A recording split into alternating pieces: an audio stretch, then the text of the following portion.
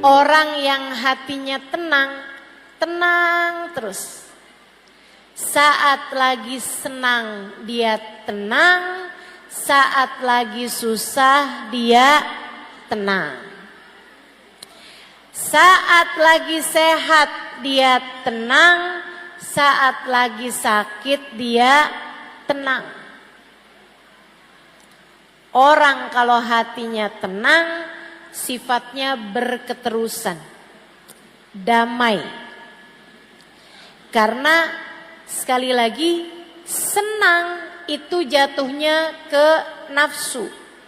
Sementara tenang jatuhnya yang merasakannya adalah hati. Makanya lebih dari senang kita butuh tenang. Dan kita harus minta, Bu, ketenangan hati ini kita harus minta, Dek. Ketenangan jiwa ini kita mesti minta. Karenanya doanya Nabi Musa alaihi salam ketika diutus untuk menghadapi Fir'aun.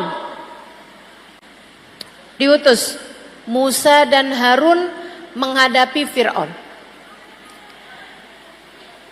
Nabi Musa minta senjata. Nabi Musa minta bekal kepada Allah Subhanahu wa taala menghadapi musuh bebuyutan yang sangat kuat ini, yaitu Fir'aun. Katanya Nabi Musa, Rabbi syrahli sadri wa yassirli amri wahlul uqdatan min lisani yafqahu qawli waj'alni waziran min ahli Haruna akhi. Itu doa Nabi Musa. Nomor satu yang diminta sama Nabi Musa bukan senjata, pedang sangat tajam. Dari semua hal Nabi Musa bahkan gak minta ilmu. Ya Allah, saya dikasih ilmu dong buat ngadepin Fir'aun. Nabi Musa gak minta kesaktian. Ya Allah, saya dikasih sakti dong ngadepin Fir'aun. Akan tetapi yang diminta oleh Nabi Musa nomor satu adalah Rabbi syrahli sadri. Ya Allah, lapangkanlah hatiku. Kenapa yang diminta kelapangan? Sebab hati yang lapang akan selalu tenang. Hati kalau lapang bakalan tenang. Kita kalau ngelihat lautan gede, hati kita ngelihat lautan tenang. Kenapa gitu? Karena besar. Sesuatu kalau lapang membuat hati jadi tenang. Makanya yang diminta nomor satu sama Nabi Musa adalah kelapangan hati atau ketenangan hati. Nabi Ibrahim juga gitu. Nabi Ibrahim minta sama Allah. Katanya Nabi Allah Ibrahim alaihi salam, Rabbi arini kaifa tuhyil mauta. Ya Allah, tunjukkan kepada saya bagaimana Engkau menghidupkan yang telah mati. Allah balik bertanya kepada Nabi Ibrahim, awalam tu'min? Kamu minta aku tunjukkan bagaimana aku menghidupkan yang mati. Apakah Ibrahim kamu tidak beriman padaku? Apakah kamu Ibrahim tidak beriman kepadaku? Nabi Ibrahim bilang, aku beriman padamu ya Allah, walakin liyatma'inna qalbi. Aku Aku meminta di depan mataku engkau menghidupkan yang mati agar tenang hatiku. Nabi Ibrahim sekelas nabi minta kepada Allah agar hatinya tenang. Dan itu anugerah besar yang Allah Subhanahu wa taala bagi kepada baginda kita Nabi besar Muhammad. Allah kasih kepada Nabi wajah yang cakep. Allah kasih kepada Nabi badan yang kuat, badan yang indah. Bahkan Allah kasih kepada Nabi aroma yang wangi. Allah ngasih kepada Nabi ilmu. Allah ngasih kepada Nabi kemampuan berbahasa yang baik. Akan tetapi di antara semua nikmat yang Allah berikan kepada Nabi Muhammad, Allah mengungkit pemberian yang lebih besar. Kata Allah Subhanahu wa taala, "Alam nashrah laka sadrak." Bukankah telah kami lapangkan hatimu? Bukankah telah kami tenangkan hatimu, wahai Nabi Muhammad? Jadi ketenangan hati itu pemberian Allah yang luar biasa besar. Kamu jangan cuman minta duit sama Allah. Jangan cuman minta uang, harta. Ya Allah, kepengen punya rumah yang besar. Jangan cuman minta itu. Ya Allah, kepengen punya suami yang ganteng. Ya Allah, kepengen punya anak yang lucu. Ya Allah, kepengen punya mobil yang bagus, pengen punya motor yang bagus, pengen punya HP yang bagus, pengen punya baju, pengen punya tas yang bagus. Jangan hanya minta itu kepada Allah Subhanahu wa taala. Hidup udah cukup lama, rambutmu sudah mulai beruban. Kalau doa yang diminta duit melulu, apa enggak malu? Bu, umur udah kepala 4 bahkan kepala 5, udah sholat lama-lama, doa, waktunya doa yang diminta duit lagi, uang lagi, harta lagi, dunia lagi. Jika semua yang kamu minta di dunia adalah untuk duniamu, lantas dengan apa kamu menuju ke akhiratmu? Takutnya sama Allah dikasih semua hajat-hajatmu dunia. Begitu masuk dalam alam kubur, kamu jadi miskin papa. Kamu jadi enggak punya apa-apa. Sayang, ayo minta yang penting. Salah satu dari yang penting, minta sama Allah kelapangan hati, minta sama Allah ketenangan hati. Orang kalau sama Allah dikasih hati yang tenang, setengah permasalahan dalam kehidupan sudah berhasil dia jalani dengan mudah. Tapi orang kalau hatinya enggak tenang, sedikit-sedikit rasanya galau. Dikasih susah sedikit rasanya udah kayak mau kiamat. Susah terus-terusan. Hati kalau enggak lapang, enggak ada enak-enaknya berkehidupan. Jadi orang miskin, jadi orang kaya susah, jadi orang miskin lebih susah lagi.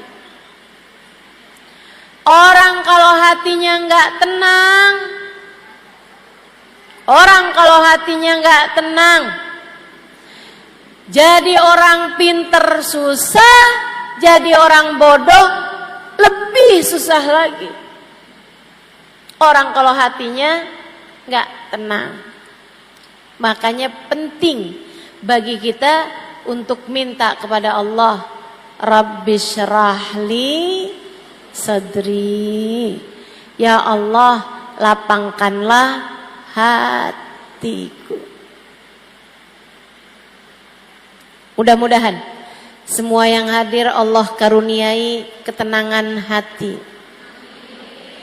Semoga semua yang hadir dikaruniai kedamaian jiwa. Semoga semua yang hadir hatinya jadi hati yang mengerti, kenal Allah, makrifat pada Allah, sehingga hatinya senantiasa damai, insya Allah. Gimana caranya biar hati kita tenang? Nih, saya kasih beberapa tipsnya. Saudaraku sekalian yang saya muliakan, tips yang nomor 1, hatimu kalau mau tenang, hatimu kalau mau damai, jangan terus-terusan diisi sama yang kecil-kecil. Nanti hatinya terus-terusan kecil. Hatinya terus-terusan sempit kalau kamu taruh dalam hatimu barang-barang yang kecil. Sebab hati itu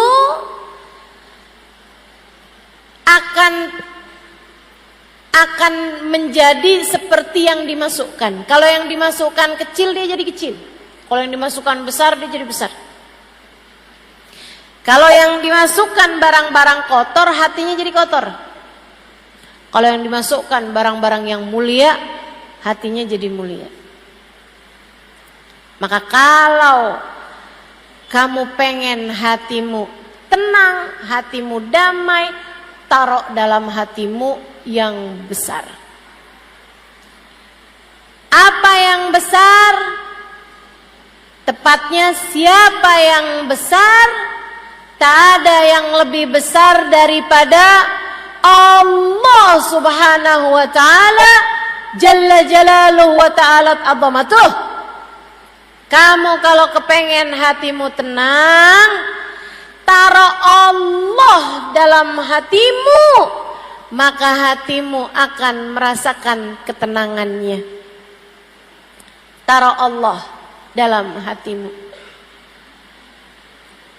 Taruh dalam hatimu yang besar. Ustazah, yang kecil apa tadi? Selain Allah. Selain Allah. Selain bekal menuju Allah, selain yang mendekatkanmu kepada Allah, semuanya adalah urusan kecil. Lebih gampangnya, apapun yang tidak kamu bawa mati, apapun yang tidak kamu bawa masuk ke dalam alam kubur, itu adalah perkara yang kecil. HP, kamu bawa masuk ke kubur gak? Nah, nanti kalau mama mati, yang iPhone tolong masukin ya. Providernya semua aja deh nak. Mama gak tahu yang nyambung yang mana. Telkomsel, XL, masukin semua. Bisa begitu? Manfaat begitu? Enggak. Tidak akan membawa kemanfaatan. Kalau kamu bilang sama anakmu, masukkan HP ke dalam kuburmu, tidak akan bermanfaat. Kenapa gitu? Sebab HP adalah sesuatu yang kecil. Sesuatu yang kecil, sesuatu yang tidak akan kamu bawa masuk ke dalam alam kuburmu. Kecil semua. Ada di sini yang pesen, nanti kalau saya mati tolong ya kalungnya dipakein, gelang sama cincinnya juga dipakein, biar saya cakep ketika ditanya para malaikat. Manfaat begitu? Enggak bawa manfaat apa-apa. Dulu ada orang kaya, kaya raya dan soleh. Anak-anaknya bakti sama dia. Dia pesen sama anak-anaknya di masa tua, "Nak, bapak nih seneng sama kaos kaki yang ini. Tolong nanti kalau bapak mati, masukkan kaos kaki bapak nih, sebelum dipakein kain kafan, pakeinlah bapak ini dulu kaos kakinya ya nak." "Iya pak." Disimpan kaos kakinya sama anaknya. Sampai ketika bapaknya meninggal, habis selesai dimandikan mau dikafanin, si anak bilang, "Tunggu dulu, kain kafannya jangan ditutup dulu, kita mau pakein bapak kaos kaki." Akhirnya berantem sama yang tukang mandiin dan mengkafani jenazah. "Gak boleh, jenazah gak boleh dipakein kaos kaki." "Ah gak apa-apa, kita mau pakein bapak kaos kaki." "Oh gak boleh, mana ada jenazah pakai kaos kaki." Mereka lagi berantem berseteru, datang teman bapaknya. "Tunggu dulu, ini saya nih diminta sama bapak kalian buat bacain surat yang ditulis sama bapak kalian di waktu hidup. Saya diminta membacakannya di saat beliau meninggal sebelum dikafani." Suratnya bunyinya gini, "Anak-anakku sayang, kalian pasti sekarang sedang berusaha untuk memakaikan bapak kaos kaki. Nak, kata bapaknya, bapak nak gak minta dipakein kaos kaki. Akan tetapi bapak lagi mau mengajarkan kalian bahwasanya seberapapun banyak harta yang kita punya, tidak ada satupun yang bisa kita bawa masuk kuburan. Jadi Bu, Kak, Dek, sama harta dunia biasa-biasa saja. Jangan terlalu, jangan kebangetan, jangan ambisi, jangan rakus sama dunia. Biasa-biasa aja. Bayangkan kalau kamu mati, kamu bawa apa enggak itu? Kalau kamu tahu, iya ya, saya mati juga nggak akan saya bawa.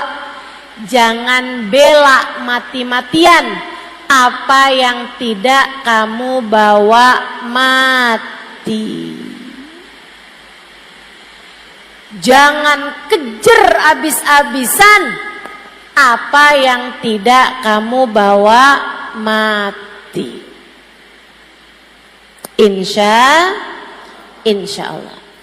Jadi yang nomor satu, kalau kamu kepengen hidup kamu tenang, hati kamu tuh keluarkan pelan-pelan cinta terhadap dunia. Percaya saya, orang yang hatinya penuh dengan ambisi terhadap dunia nggak akan tenang, tidak akan tenang. Kamu kalau lihat, orang itu tenang banget ya, itu pasti karena hatinya nggak terlampau cinta dunia. Pasti. Kalau kamu lihat, Habib Umar tuh ya, Masya Allah, kayak tenang banget. Itu Bu, syarat utamanya nomor 1, tidak cinta dunia. Saya ingat satu cerita, Habib Umar lagi datang ke satu negara sama orang kaya di negara tersebut. Habib Umar dikasih hadiah tongkat. Habib Umar terima, makasih. Karena memang ajaran kami, ajaran kita, ajaran yang diajarkan oleh guru-guru kami, kalau dikasih jangan ditolak, kalau nggak dikasih jangan minta. Ini teori kita nih terhadap urusan dunia. Kalau dikasih jangan ditolak, kalau nggak dikasih jangan minta. Habib Umar dikasih tongkat itu, diterima sama Habib Umar. Makasih, jazakallah khair segala macam. Habib Umar kemudian dikasih tahu,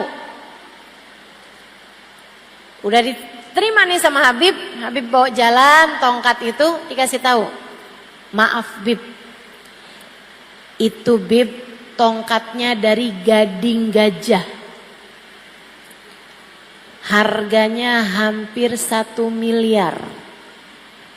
Kalau duit kita nih, harganya hampir 1 miliar, ratusan juta. Tongkat dari gading gajah.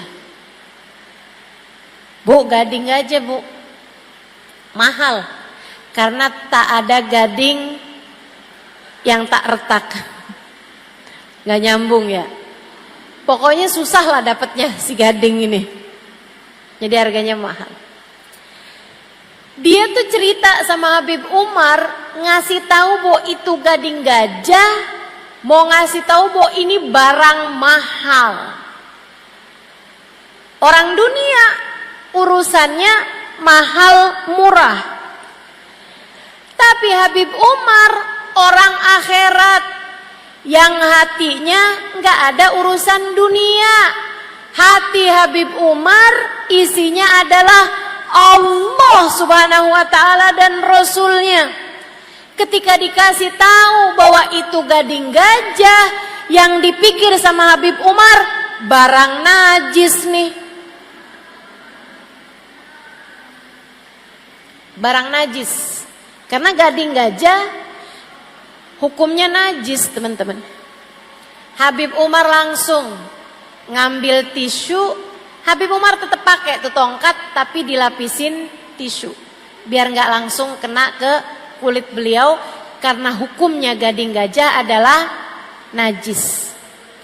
Habib naik kapal, waktu itu ada perjalanan beliau naikin kapal.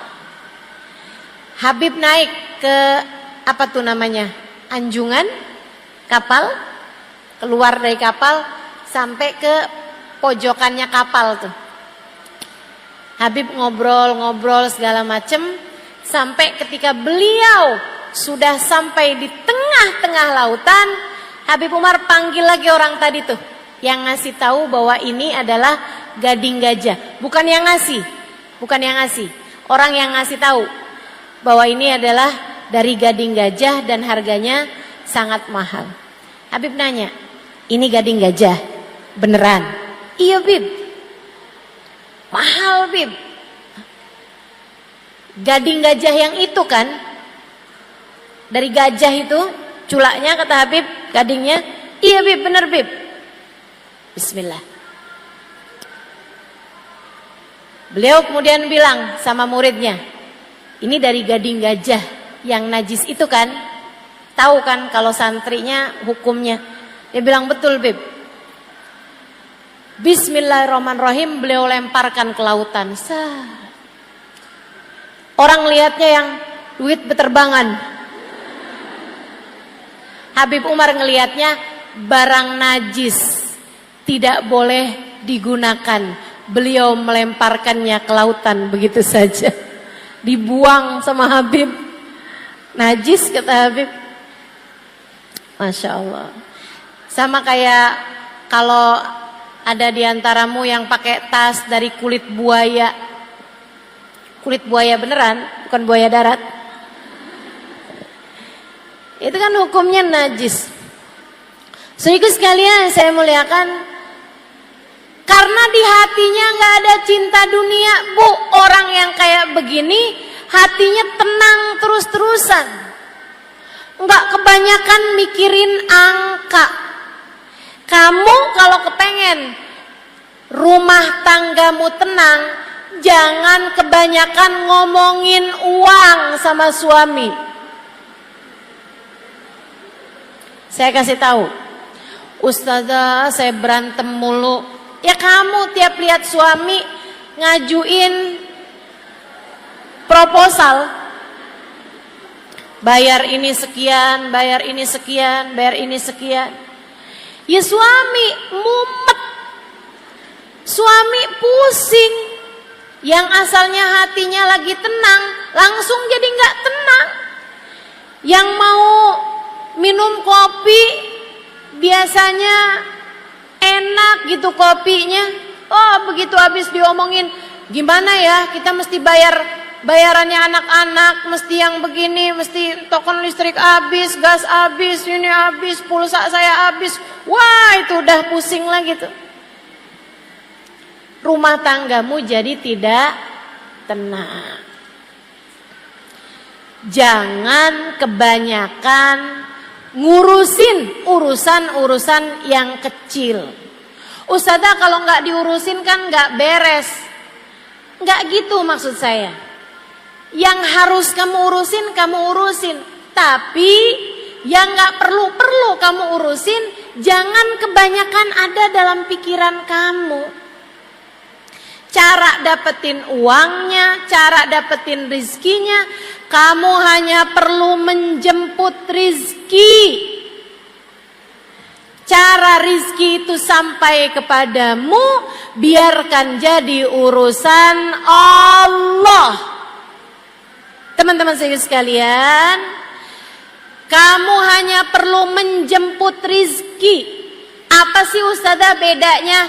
Nih, ada nggak di antara kita nih datang ke sekolah TK, kemudian kita tungguin TK-nya bubar.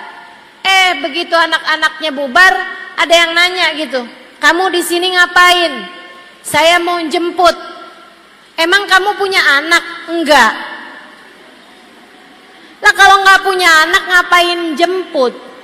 Kamu akan menjemput seseorang, menjemput anakmu dari sekolah karena memang kamu punya anak di sekolah tersebut.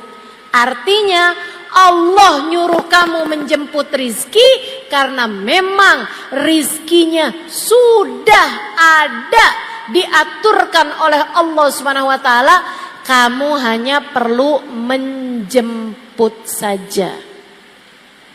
Kerja aja Bu, jualan batik jualan aja.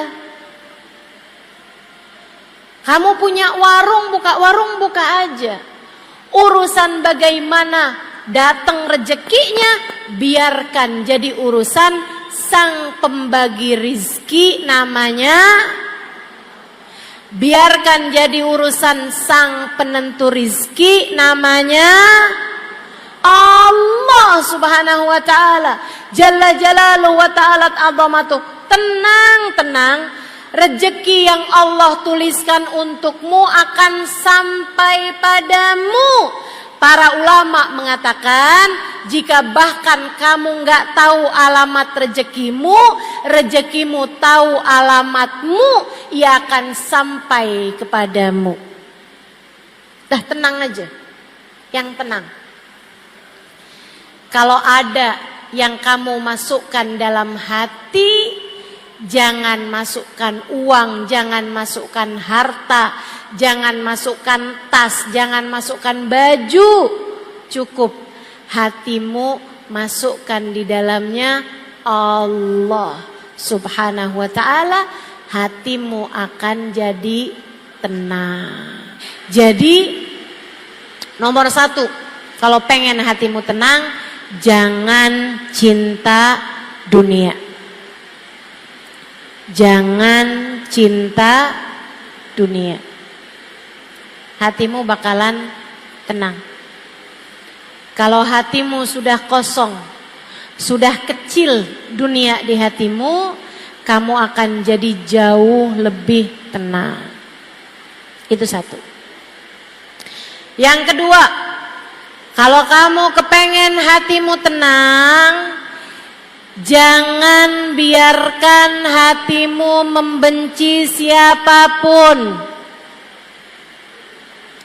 Saya ulangi, tips, trik dari saya, amalan dari saya, biar hati kamu tenang. Nomor 1, jangan cinta dunia. Keluarkan pelan-pelan rasa cinta dunia dalam hatimu. Tiap kamu kepengen ini, kepengen itu, ingat, nggak saya bawa mati, nggak saya bawa mati, nggak saya bawa mati. Termasuk dunia adalah mencintai seseorang dengan berlebihan. Cinta sama suami sampai berlebihan. Aku tak sanggup hidup tanpa dia. Cinta anak dengan berlebihan, jangan. Jangan cinta dunia. Kamu harus cinta sama suami dengan kadar cinta yang bisa membawamu kepada Allah. Suamimu itu cintai dia karena Allah, hormati dia karena Allah. Sebab bagaimanapun dia adalah jalan surga bagimu. Tapi jangan berlebihan. Sampai bahkan yang haram-haram kamu kerjakan. Sampai operasi plastik, hidungnya dimancungin, alisnya disulam, bibirnya disulam, kulitnya yang keriput tarik benang. Itu muka apa kain? Adik-adik, kakak-kakak, saudariku sekalian yang saya muliakan, cinta suamimu tapi biasa-biasa aja. Jangan jadikan suami sebagai dia adalah separuh jiwa saya. Nanti kalau dia meninggal dunia atau kalau dia meninggalkanmu, kamunya jadi nggak utuh, jadi tinggal separuh.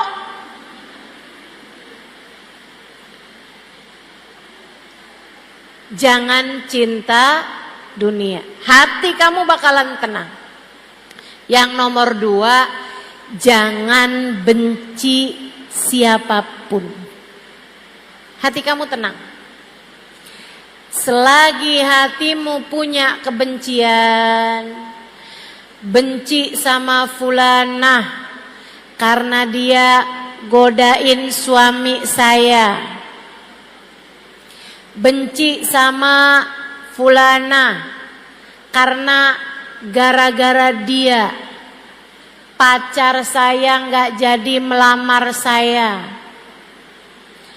benci sama si fulan karena gara-gara dia toko saya jadi nggak laku, sebab dia bikin toko di samping toko saya, akhirnya orang pada beli dari dia, nggak jadi beli sama saya.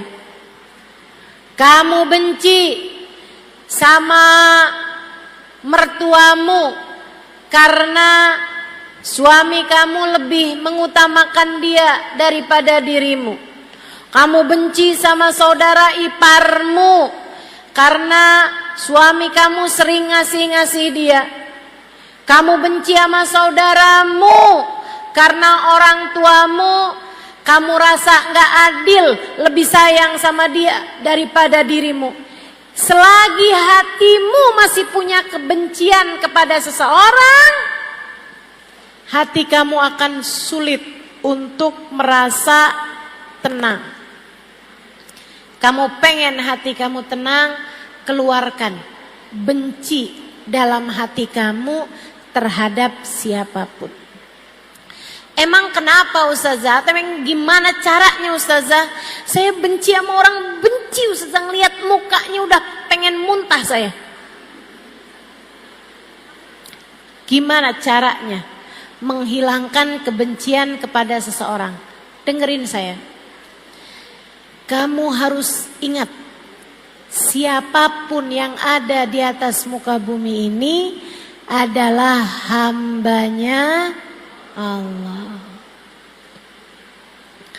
Siapapun yang ada di atas muka bumi ini semua adalah hambanya Allah, makhluk ciptaan Allah. Mereka jadi begitu juga ada izin Allah. Bagaimanapun tidak ada sesuatu terjadi kecuali dengan takdir Allah. Kalau kamu bisa ngelihatnya begitu, insya Allah nggak akan ada kebencian di dalam hatimu kepada siapapun. Pada siapapun. Kalau kamu bisa lihat orang sebagai hamba-hambanya Allah, Bu, Kak, Dek, insya Allah. Enggak akan ada kebencian terhadap siapapun. Sama kayak kamu lagi mau makan donat di hadapan calon mertua kamu. Oh, kamu udah seneng banget sama dia. Seneng banget sama calon suami kamu nih. Kamu datang ke rumah calon mertuamu, Dek. Kemudian kamu disuguhin makanan. Orang tersebut bilang, makanan ini saya yang bikin. Kamu makan donatnya, kamu tahu dia yang bikin. Ternyata ketika kamu makan, kamu gak suka. Karena donatnya gak enak. Berani gak kamu lemparkan donat tersebut, kemudian kamu bilang, "Tih, gak enak donatnya." Berani gak? Gak berani. Kenapa begitu? Di hadapan yang bikin. Kamu tahu ketika donatnya kamu kata-katain, donatnya gak bakalan bales. Kalau kamu bilang, "Ih, donatnya gak enak," donatnya gak bakalan bilang, "Kamu juga jelek." Gak bakal. Akan tetapi yang bikin, yang punya donat tersebut sedang menatapmu dan dia berkata, "Ini adalah buatanku." Kamu ketika seperti itu kamu paham, walaupun gak enak, pasti kamu akan berusaha untuk menikmatinya. Orangnya nanya, "Gimana rasanya?" Enak. Betul begitu? Itulah baginda kita Nabi besar Muhammad sallallahu alaihi wasallam. Pagi-pagi minta sarapan, disuguhin roti keras. Nabi Muhammad nanya, "Hal lakum min idam?" Sama istrinya, "Ada lauk nggak nih yang buat bikin yang kerasnya itu dicocol biar nggak lagi keras gitu." Biasanya kuah daging kalau orang kaya, kalau orang sedang-sedengan susu gitu ya. Kalau di kita kan yang keras-keras kue-kue biasanya kita taruhin kopi gitu ya, kita cocol di kopi. Nabi Muhammad nanya, "Halakum min idam?" Kalian punya nggak nih kuah-kuahnya untuk biar rotinya nggak keras gitu. Istrinya suguhin, istrinya bilang, "Malana illal khal." Nggak punya apa-apa Rasul selain cuka. Kata Nabi Muhammad, "Hati, kalau gitu datengin cukanya ke sini." "Bu, roti cocol cuka." Kita belum aja kebayang rasanya nggak enak. Tapi Nabi Muhammad ketemu roti nih yang dilihat sama Nabi Muhammad, yang menciptakan roti, yang merizkikan roti, yaitu Allah Subhanahu wa ta'ala. Cuka yang Nabi Muhammad lihat, yang merizkikan cuka, yaitu Allah Subhanahu wa ta'ala. Yang menciptakan cuka siapa, Bu? Allah Subhanahu wa ta'ala. Nabi ambil roti dengan senyum, berasa di hadapan Allah. Nabi cocol cuka dengan senyum, dimakan Nabi Muhammad dengan senyum. Sampai habis rotinya, alhamdulillah alladzi at'amani wa saqani min ghairi haulin minni wala quwwah. Istrinya nanya, "Gimana rasanya wahai Rasul?" Sembari tersenyum, Nabi Muhammad menjawab, "Ni'mal idamul khal." Ternyata lauk paling enak, kuah paling enak adalah cuka.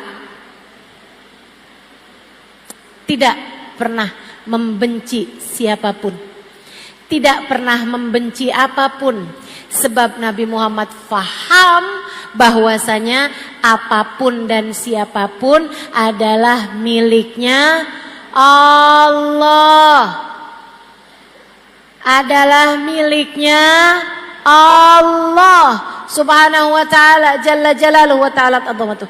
Makanya Nabi enggak benci siapapun, bahkan kepada tetangga yang selalu meletakkan sampah di depan pintu rumah Nabi Muhammad. Ketika orang tersebut sakit, Nabi duluan yang menjenguknya dibandingkan dengan kawan-kawan yang lain. Penuh rahmat, penuh cinta, tidak punya kebencian kepada siapapun. Kebayang kalau orang gak kenal Allah, kalau orang hatinya penuh dengan kebencian, tukang taruhin sampah di depan pintu rumah Nabi. Jadi dia tuh punya sampah, sampah-sampahnya ikan, sampah-sampahnya busuk-busuknya makanan. Itu kalau pagi ditaruhin, dibelaratin di depan pintu rumahnya Nabi Muhammad sallallahu alaihi wasallam. Nabi kalau mau keluar dari rumah nih, Nabi nyapu dulu, Nabi bersihin dulu sampah, bukan dari sampah beliau tapi dari sampahnya tetangga. Orangnya sakit, Nabi keluar rumah kok nggak ada sampah. Nabi tanya, kemana ya anak muda yang itu tuh? Tanpa kebencian, kemana dia, kata Nabi. Innahu marid ya Rasulullah, dia sakit wahai Rasul. Oh, Nabi gak mikir kayak kita nih, kualat tuh mas saya tahu rasa. Biar dia tahu kalau barang buruk yang dia kerjakan akan membawa dampak buruk. Enggak, dijenguk sama Nabi, dipegangin tangannya, dipegangin kakinya. Nabi kemudian dikasih tahu sama Allah bahwa ajalnya sebentar lagi tiba. Bu, kita kadang kalau kesel sama orang, biarin dah di dunia masih maafin, tar di akhirat. Kebencian tuh. Di dunia sih saya gak akan balas apa-apa, tapi ntar di akhirat biarin dia masuk neraka, dipanggang di dalam api neraka. Kita kadang suka mikirnya begitu. Ini orang selalu naruh sampah di depan pintu rumah Nabi Muhammad. Dia sakit dijenguk sama Nabi, dipegang tangannya sama Nabi. Nabi ketika tahu ajalnya datang, Nabi gak mikir, biar dia tahu dah dampak perbuatannya ntar di akhirat dia masuk dalam neraka, panas tahu rasa. Gak gitu. Sama Nabi dibilang, halla taslim taslam. Masuk Islam aja yuk, biar kamu selamat. Masuk Islam aja, biar kamu masuk surga. Masuk Islam aja, biar kamu bahagia. Orangnya ngelihat ke arah bapaknya. Bapaknya ngangguk dengan lelehan air mata. Dia pegang tangan Nabi, kemudian berkata, Asyhadu an la ilaha illallah wa asyhadu anna Muhammad Rasulullah.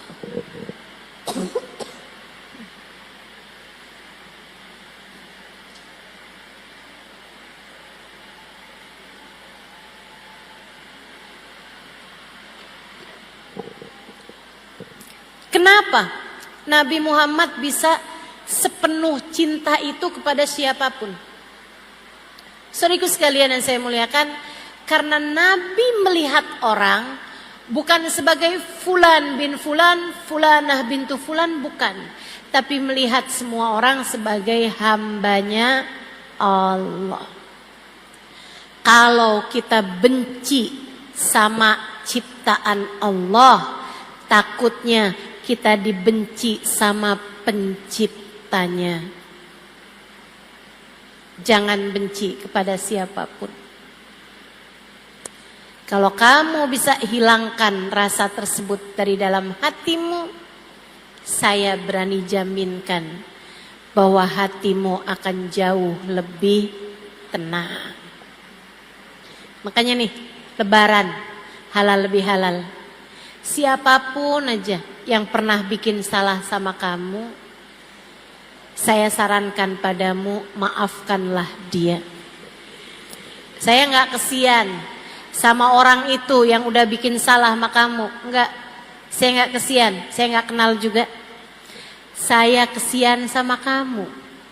Kalau kamu terus-terusan taruh dendammu di dalam hati, kebencian kepadanya di dalam hatimu, saya takut lama-kelamaan yang menciptakan dia akan ikut serta benci kepadamu. Saya yang bikin kok, kata Allah. Dia hambaku, kata Allah. Dia makhlukku, kata Allah. Kenapa kamu segitunya benci kepada orang tersebut? Jangan benci siapapun. Gak apa-apa. Orang itu pernah bikin salah, gak apa-apa, wajar. Mau jadi siapa kita sampai semua orang seneng semua sama kita? Sama Nabi Muhammad aja ada yang fitnah, ada yang pengen bunuh, ada yang mukul, ada yang ngata-ngatain. Biasa aja teman-teman, biasa aja. Kita dibenci sama orang biasa aja, tapi kita jangan benci sama siapapun dengan kita mengingat bahwa semua manusia adalah ciptaan Allah. Ciptaan Allah. Itu tips yang kedua. Yang ketiga, ada berapa banyak nih Ustazah? 4 deh. Yang ketiga, kalau kepengen kamu hatinya lebih tenang, berusahalah untuk selalu berzikir. Berusahalah untuk selalu ingat sama Allah. Ingat Allah, ingat Allah, ingat Allah. Lagi kamu sakit, ingat yang ngasih sakit adalah Allah. Robiah Adawiyah sakit berhari-hari bahkan berminggu-minggu sampai dijengukin orang. Kemudian mereka bilang, Robiah, doa kamu kan mustajab. Kamu tinggal doa aja. Ya Allah, sembuhkan saya ya Allah. Mungkin Allah akan segera memberi kamu kesembuhan, Robiah. Apa jawab Robiah Adawiyah? Belum waktunya. Maksud kamu gimana? Saya udah dikasih sehat sama Allah 30 tahun. Saya udah dikasih sehat sama Allah lebih daripada 30 tahun. Sehat terus. Sekarang nih saya baru dikasih Allah sakit beberapa hari. Malu saya mau minta segera diberi kesembuhan. Nanti kalau sakit saya sudah lebih daripada 30 tahun, baru saya akan minta diberi kesembuhan dari Allah. Keren banget gak tuh? Sebab dia faham sakit semuanya adalah dari Allah. Lagi dikasih kesulitan, kita mesti faham. Yang ngasih kita kesulitan adalah umur udah hampir 30 tahun belum datang jodohnya. Kamu harus paham, yang bisa ngasih dirimu jodoh adalah Lagian nikah tuh bukan tentang siapa yang paling cepat, akan tetapi tentang bertemu dengan orang yang tepat. Jadi tenang aja dek, adik-adik jomblo, tenang aja. Kalau Allah tahu kamu perlu, kamu bakal dikasih. Kalau belum dikasih, artinya Allah tahu kamu belum perlu. Nikmati aja. Ibu-ibu, kakak-kakak yang udah nikah, kemudian belum dikasih anak sama Allah, tenang. Allah tahu kamu belum perlu. Kalau Allah tahu kamu perlu, bakal dikasih sama Allah Subhanahu wa taala. Tenang. Yang tenang. Kita ini semuanya gak akan apapun terjadi kecuali dengan izin Allah. Maka hati kamu tuh terus-terusan aja ingetin Allah, Allah, Allah, Allah. Fahamilah, tak ada apapun terjadi melainkan semuanya dengan izin Allah. Tuh, rezeki kamu dikasih berapa, semuanya dari Allah. Muka kamu diciptakan seperti apa, itu semuanya adalah dari Allah. Nggak usah pusing-pusing mau berangkat ke Korea buat operasi plastik. Nggak usah. Dah, dinikmati aja. Dinikmati aja semuanya. Saudaraku sekalian yang saya muliakan, yang punya suami, silahkan dinikmati suaminya. Nggak usah susah-susah, sebab apapun yang terjadi semuanya adalah dengan izin Allah. Dengan izin Allah. Dah, dinikmati aja. Punya suami ganteng, alhamdulillah. Nggak usah susah-susah nonton drama Korea. Nontonin suami aja. Punya suami kurang ganteng, atau gantengnya nggak kelihatan, yang kelihatan nggak gantengnya, alhamdulillah, dinikmati aja, jaganya nggak susah, nggak ada yang mau sama dia, dinikmati aja. Kita bilang makasih ya Allah, semua yang darimu adalah indah. Wa kullu fi'lik jamil. Semua darimu indah ya Allah. Terima kasih atas apa yang kau berikan padaku. Gitu. Adik-adik yang masih pada punya orang tua, ada ibu, ada bapak, nikmatilah. Ingat Allah. Cari Allah pada diri orang tuamu. Kamu bisa salaman sama ibumu, alhamdulillah, nikmatilah itu. Kamu bisa pandang wajah ibumu, alhamdulillah, nikmatilah itu. Kamu bisa pandang wajah ayahmu, alhamdulillah, nikmatilah itu. Kalau datang waktu kamu kehilangan salah satu dari keduanya, kamu pasti akan merindukan kenikmatan-kenikmatan tersebut. Dinikmati aja semuanya. Ingat Allah, Allah, Allah. Yang ngasih semuanya adalah Allah. Lagi sakit, alhamdulillah, makasih ya Allah. Buat ngapusin dosa. Sakit itu penghapus dosa. Ingat Allah saat sakitmu. Ingat Allah saat sehatmu. Ingat Allah saat susahmu. Ingat Allah saat mudahmu. Dengan cara itu hatimu akan jauh lebih tenang. Terakhir, kalau kamu pengen hatimu tenang, hatimu tuh taruhkan di dalamnya rasa cinta kepada manusia yang paling tercinta di sisi Allah, namanya Nabi Muhammad, namanya Sayyiduna Muhammad, junjungan kita baginda Nabi besar Muhammad.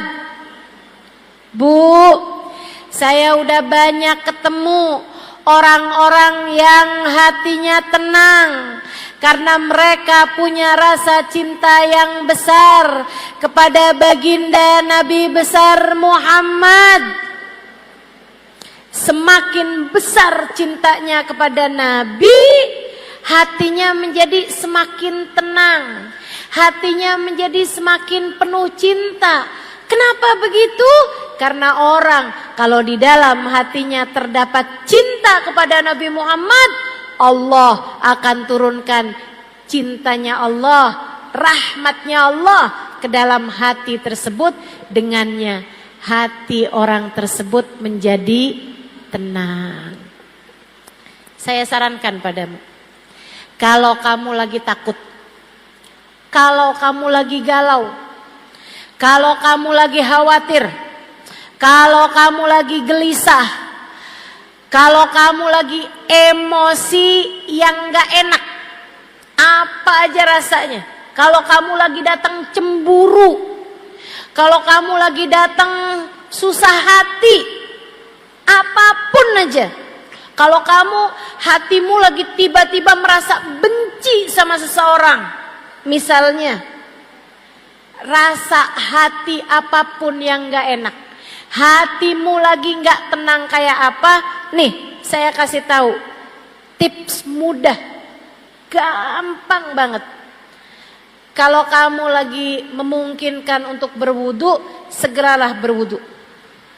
Kalau kamu lagi gak bisa wudu, lagi halangan misalnya, lagi datang menstruasi, lagi nifas misalnya, gak bisa wudu, gak usah pakai wudu, kamu tutup aurat, duduk, ngadep kiblat, bacalah sholawat, ingat-ingat Nabi Muhammad, ingat-ingat Nabi Muhammad. Kamu bilang, ya Rasulullah, saya umatmu. Rasul, saya umatmu. Kamu baca sholawat, kemudian kamu ingat-ingat Nabi Muhammad, kemudian kamu sampaikan kepada baginda Nabi Muhammad. Sesudah kamu ucap sholawat dan salam kepada Nabi, Nabi Muhammad berjanji, ma sallama alayya ahadun min ummati illa waradallah alayya ruhi hatta arudda alaihi salam. Tidaklah umatku mengucap salam kepadaku, melainkan Allah kembalikan ruhku sehingga aku dapat menjawab salamnya. Kalau udah kamu ingat sama Nabi, kamu nyambung hati sama Nabi, kamu bilang, ya Rasulullah, saya umatmu wahai Rasul, saya umatmu wahai Rasul, saya umatmu wahai Rasul. Hati saya sekarang sedang dilanda cemburu wahai Rasul, saya umatmu wahai Rasul. Saya gak mau jadi umat yang gak benar. Saya takut nanti di hari akhirat tidak berada di belakangmu ya Rasulullah. Bimbing saya wahai Rasul, bimbing saya wahai Rasul. Terus begitu. Kamu baca, Allahumma salli ala Sayyidina Muhammadin salatan taghfiru bihad dhunub wa tuslihu bihal qulub wa tantaliku bihal usub wa talinu bihas su'ub wa ala alihi wa sahbihi wa man ilaihi mansub. Salawatnya Habib Saleh Al-Hamid dari Tanggul. Baca salawat tersebut 10 kali. Habib Saleh Al-Hamid dia ajarkan salawat kepada kita, salawat tersebut ini dibaca 10 kali. atau lebih, kalau mau 100 kali juga lebih bagus lagi. Bacaannya Allahumma sholli ala sayyidina Muhammadin sholatan taghfiru bihad dzunub. Ya Allah, sampaikanlah sholawatmu kepada baginda kami Nabi Muhammad dengan sebuah sholawat yang menghapuskan dosa-dosa saya ya Allah. Tuslihu bihal gulub, bikin bagus hati saya ya Allah. Tantaliku bihal usub, biar lancar terurai belenggu-belenggu, yang nyandet-nyandet, yang gak lancar biar dilancarkan sama Allah. Talinu bihasu'ub, yang keras-keras biar jadi pada lembut. Hati yang keras biar lembut. Hati anak-anak kita, hati suami, hati siapapun biar lembut semuanya. Talinu bihasu'ub wa ala alihi, talinu bihasu'ub wa ala alihi wa sahbihi wa man ilaihi mansub. Ya Allah, salawat juga kepada keluarga, pada sahabat dan siapapun yang bersambung dengan Nabi Muhammad. Baca sholawat tersebut 5 kali, 10 kali, 15 kali, 20 kali. Terus kamu baca. Ya Allah, lapangkan dada saya ya Allah, berkatnya Nabi Muhammad. Ya Allah, ampuni dosa saya ya Allah, berkatnya Nabi Muhammad. Ya Allah, lancarkan urusan saya ya Allah, berkatnya Nabi Muhammad. Ya Allah, lembutkan yang keras dari diri saya ya Allah, berkatnya Nabi Muhammad. Terus kamu baca, terus kamu baca. Sambil kamu bertawasul kepada Sayyiduna Muhammad.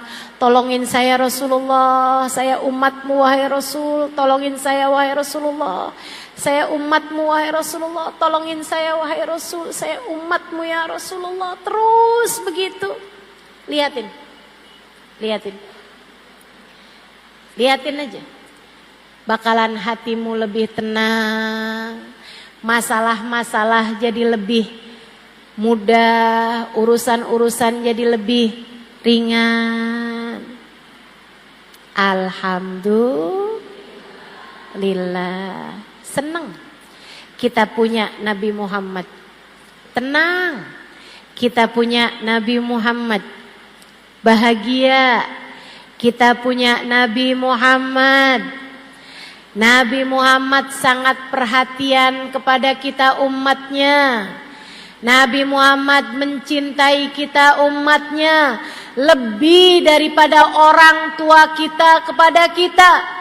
Kita aja kalau ngadu sama ibu kita bakalannya berusaha untuk bisa memperbaiki urusan-urusan kita. Kita juga kalau ngadu menabi, insya Allah. Itu sebabnya Habib Ali Habsyi dalam kitab maulidnya mengatakan, fama min khuluqin fil bariyati mahmud illa wa huwa mutalaqan an zainil wujud. Tidak ada satu sifat terpuji yang ada di atas muka bumi ini melainkan sambungan dari Nabi besar Muhammad sallallahu alaihi wa ala alihi wasallam. Kamu kenapa hatimu enggak tenang, jiwamu gelisah?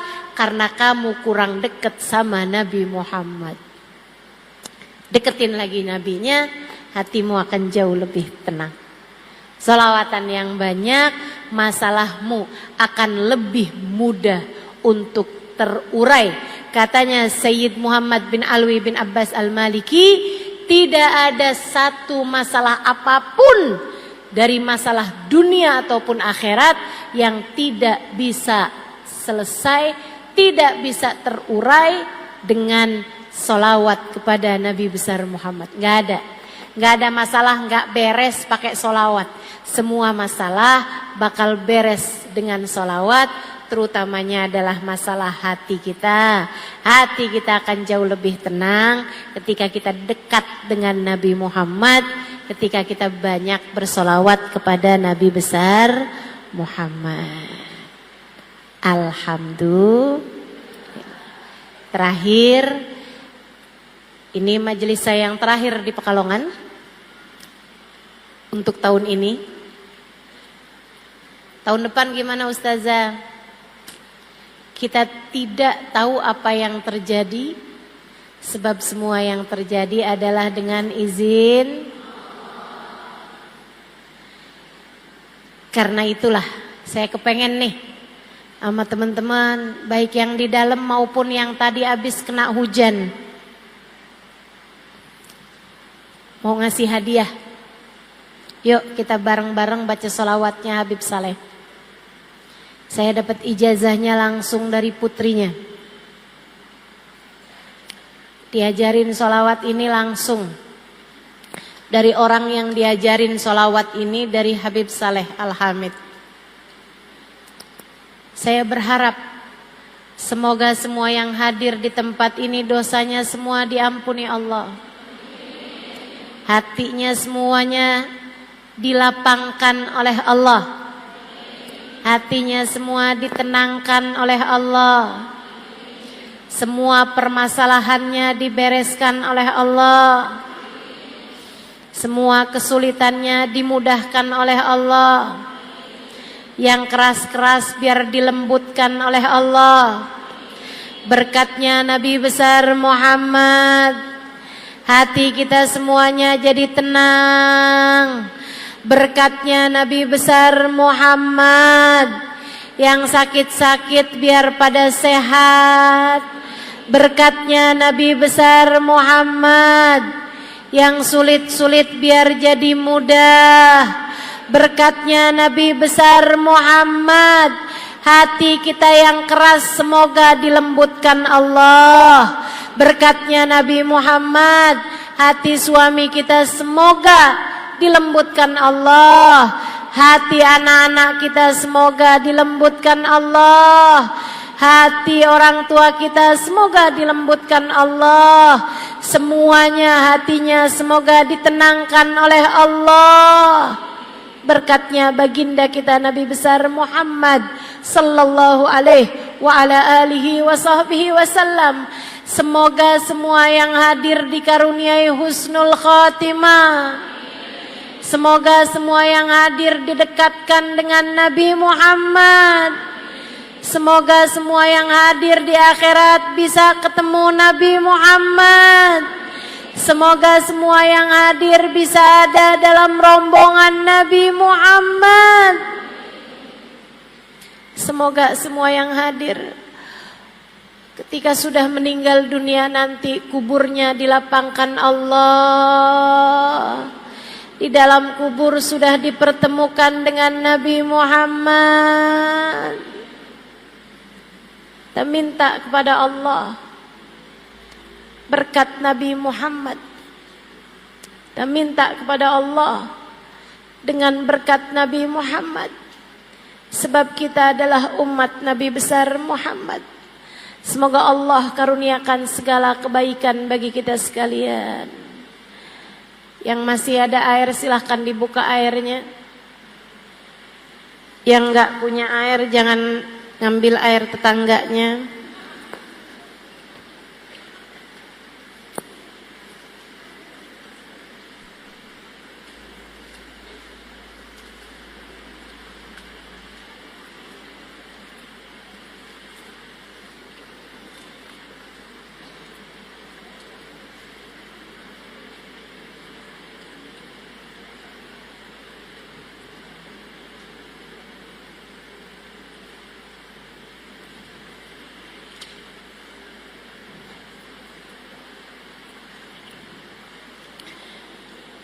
إن الله وملائكته يصلون على النبي يا أيها الذين آمنوا صلوا عليه وسلموا تسليما اللهم صل على سيدنا محمد صلاة تغفر بها الذنوب وتصلح بها القلوب وتنطلق بها العصوب وتلين بها الصعوب وعلى آله وصحبه ومن إليه منسوب اللهم صل وسلم على سيدنا محمد صلاة تغفر بها الذنوب وتصلح بها القلوب وتنطلق بها العصوب وتلين بها الصعوب وعلى آله وصحبه ومن إليه منسوب اللهم صل وسلم على سيدنا محمد صلاة تغفر بها الذنوب وتصلح بها القلوب وتنطلق بها العصوب وتلين بها السعوب وعلى آله وصحبه ومن إليه منسوب. اللهم صل وسلم على سيدنا محمد صلاة تغفر بها الذنوب تصلح بها القلوب وتنطلق بها العصوب وتلين بها السعوب وعلى آله وصحبه ومن إليه منسوب. اللهم صل وسلم على سيدنا محمد صلاة تغفر بها الذنوب تصلح بها القلوب تنطلق بها العصوب وتلين بها السعوب وعلى آله وصحبه ومن إليه منسوب. اللهم صل وسلم على سيدنا محمد صلاة تغفر بها الذنوب تصلح بها القلوب تنطلق بها العصوب وتلين بها السعوب وعلى آله وصحبه ومن إليه منسوب. اللهم صل وسلم على سيدنا محمد صلاة تغفر بها الذنوب تصلح بها القلوب تنطلق بها العصوب وتلين بها السعوب وعلى آله وصحبه ومن إليه منسوب. اللهم صل وسلم على سيدنا محمد صلاة تغفر بها الذنوب تصلح بها القلوب تنطلق بها العصوب تلين بها السعوب وعلى آله وصحبه ومن إليه منسوب. اللهم صل وسلم على سيدنا محمد صلاة تغفر بها الذنوب وتصلح بها القلوب تنطلق بها وتلين بها السعوب وعلى آله وصحبه ومن إليه منسوب.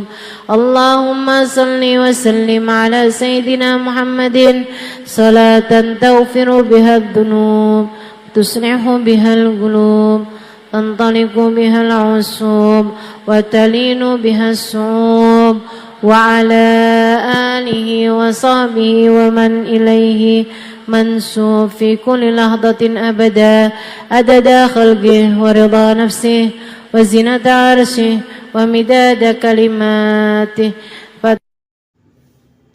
Alhamdulillah, demikian ceramah untuk hari ini.